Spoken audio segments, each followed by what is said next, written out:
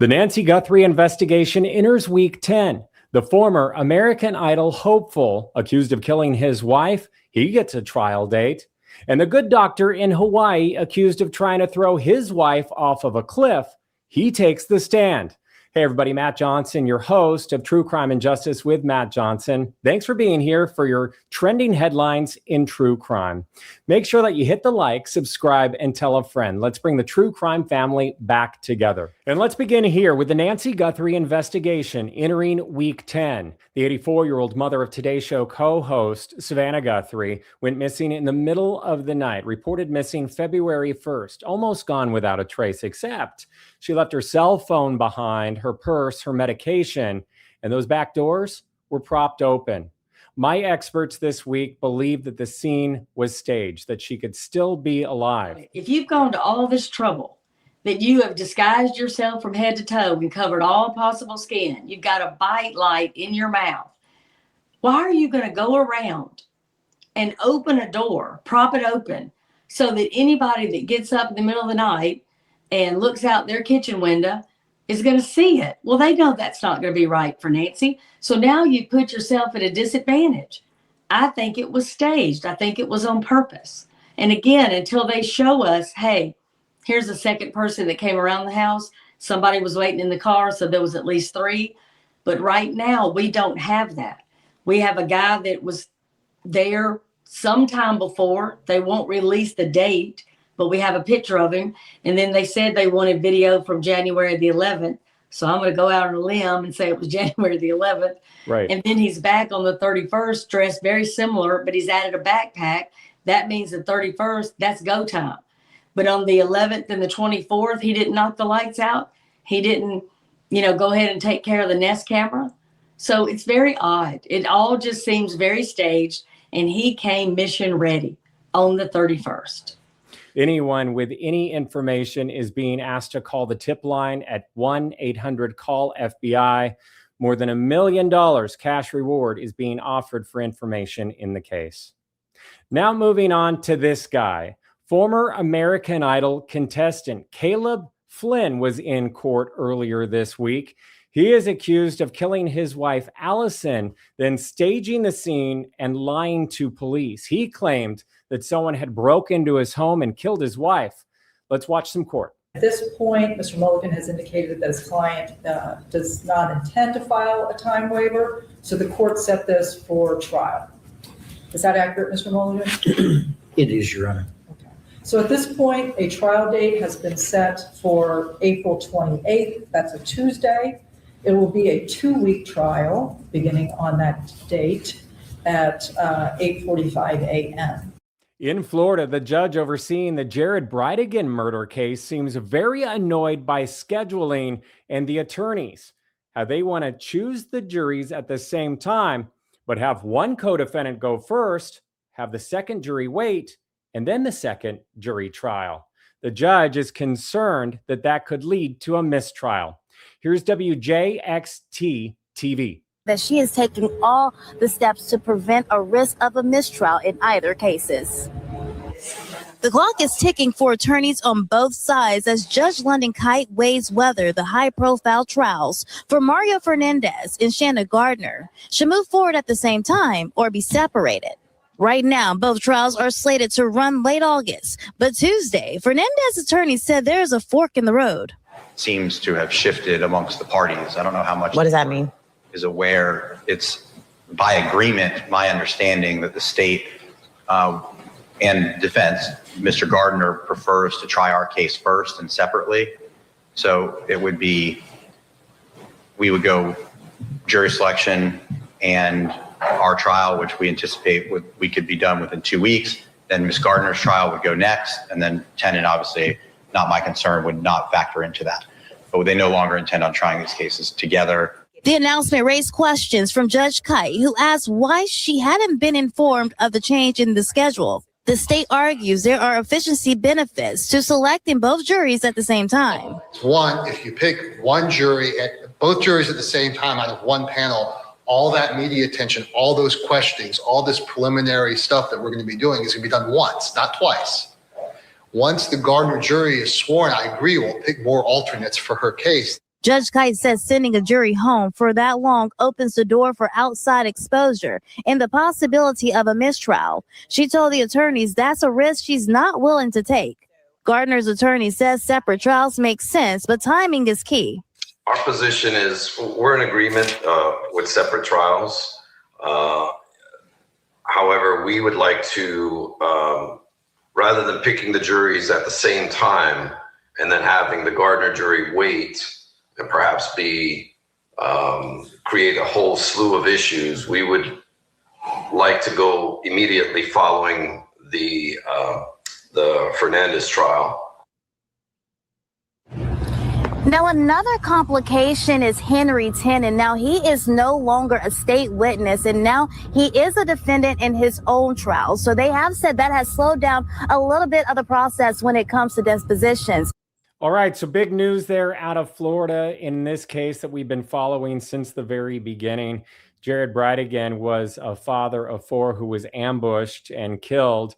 The alleged hitman, Henry Tenon, he has withdrew his guilty plea, no longer plans to testify for the state.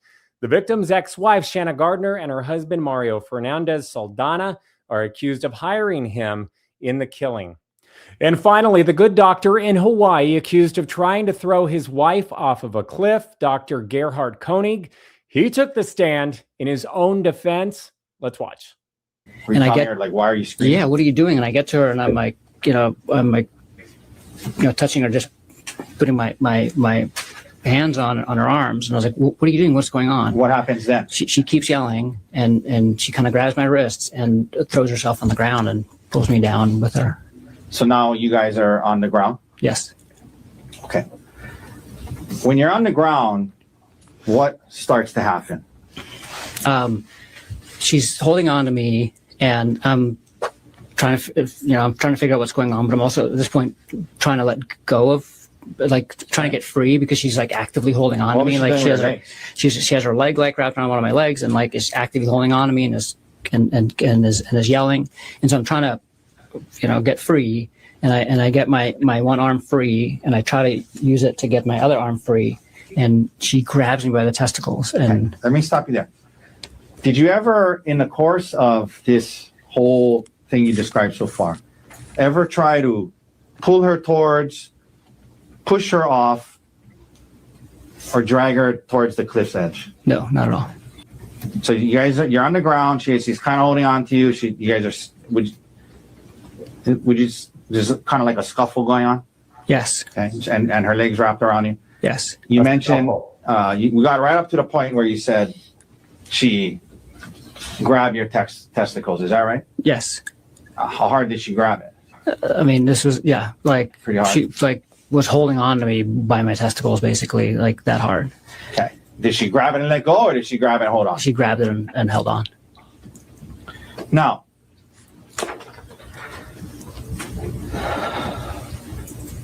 what happens after she does that? Then I try to free my testicles, and so I'm like thrashing with, and I get both hands free, and I'm trying to get her to let go of my testicles, and then she hits me with a rock on the side of the face. Okay.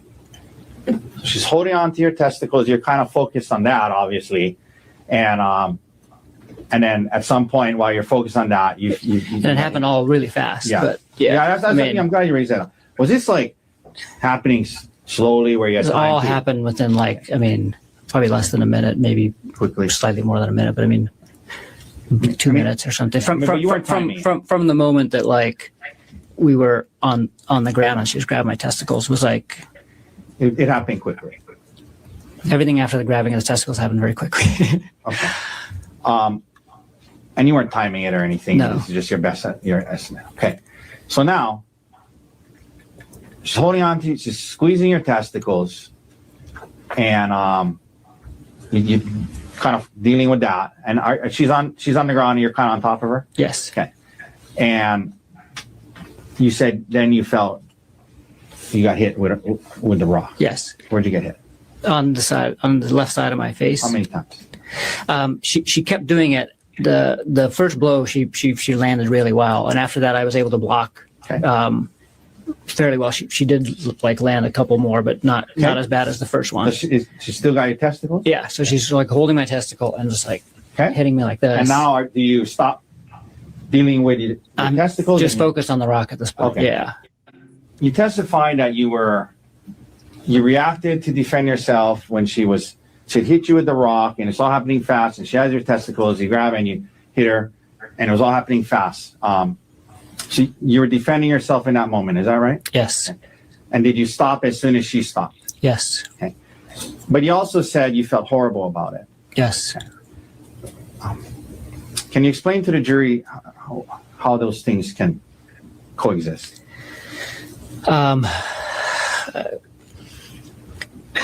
It's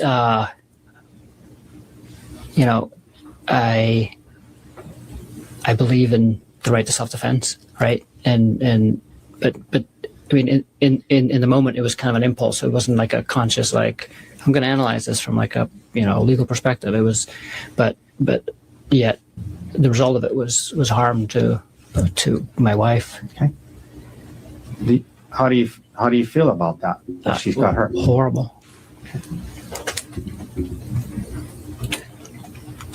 You've learned that she is filing for divorce and seeking full custody of your children, yes? Yes. Do you want joint custody? Yes. More than any, that's... Okay. And there's been testimony that you've been in custody, yes? Yes. Have you been able to speak with your two young boys from jail? No.